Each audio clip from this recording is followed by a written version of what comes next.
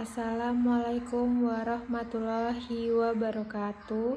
Perkenalkan, nama saya Riowa Melinasari dengan nomor induk mahasiswa 19011110412, program studi administrasi publik tahun 2019.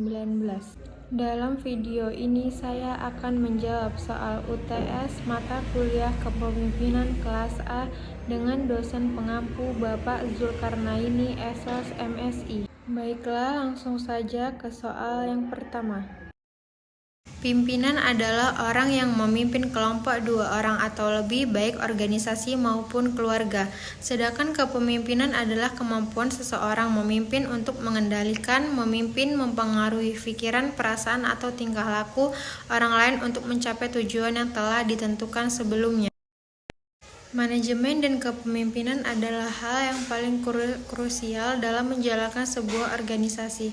Tanpa keduanya, para organisasi akan kehilangan arah dan tujuan. Menurut John P. Kotter dalam tulisannya yang berjudul What Leaders Really Do di Harvard Business Review pada Desember 2001, ada 3 hal yang mendasari perbedaan antara manajemen dan kepemimpinan. Manajemen terkait dengan perencanaan dan anggaran, sementara kepemimpinan terkait dengan pemberian arah. Manajemen terkait dengan pengorganisasian dan staffing, sedangkan kepemimpinan terkait dengan menselaraskan orang.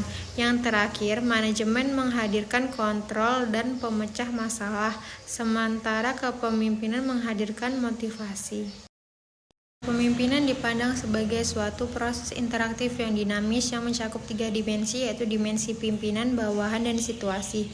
Masing-masing dari dimensi ini saling mempengaruhi, misalnya pencapaian tujuan bukan hanya tergantung dari sifat pribadi, tetapi juga tergantung dari kebutuhan bawahan dan bentuk dari suatu keadaan. Menurut Harsey dan Blanchard, pimpinan adalah seseorang yang dapat mempengaruhi orang lain atau kelompok untuk melakukan unjuk kerja maksimum yang telah ditetapkan sesuai dengan tujuan organisasi. Organisasi akan berjalan dengan baik jika pimpinan mempunyai kecakapan dalam bidangnya, dan setiap pimpinan mempunyai keterampilan yang berbeda, seperti keterampilan teknis, manusiawi, dan konseptual.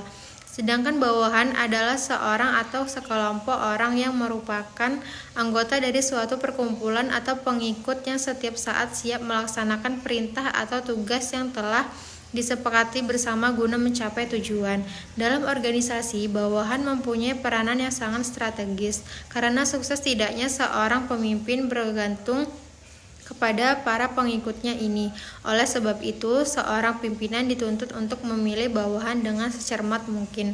Adapun situasi menurut Harsey dan Blanchard adalah suatu keadaan yang kondusif di mana seorang pimpinan berusaha pada saat-saat tertentu mempengaruhi perilaku orang lain agar dapat mengikuti kehendaknya dalam rangka mencapai tujuan bersama.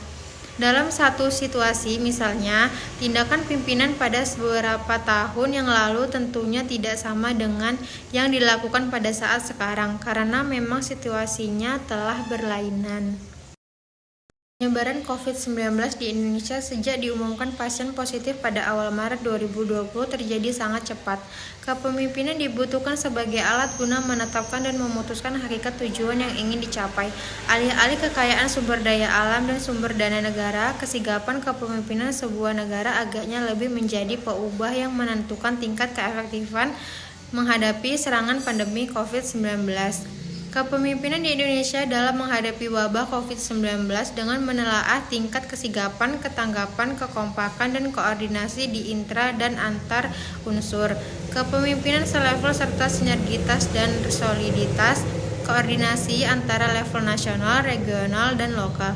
Riset pustaka ini menemukan sindroma kegagapan decision making para pimpinan di semua tingkat dan kegecatan koordinasi kepemimpinan di semua level, baik intra maupun antar level.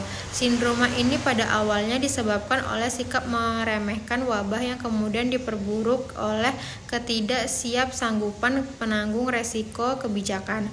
Soal keefektifan kepemimpinan nasional, regional, lokal, dan non-formal di Indonesia dalam menangani wabah COVID-19 belum bisa dinilai. Data-data seputar wabah belum fix dan masih mengalami perkembangan. Sekian jawaban dari ujian tengah semester saya. Lebih dan kurangnya saya mohon maaf. Wabillahi taufiq wal hidayah. Wassalamualaikum warahmatullahi wabarakatuh.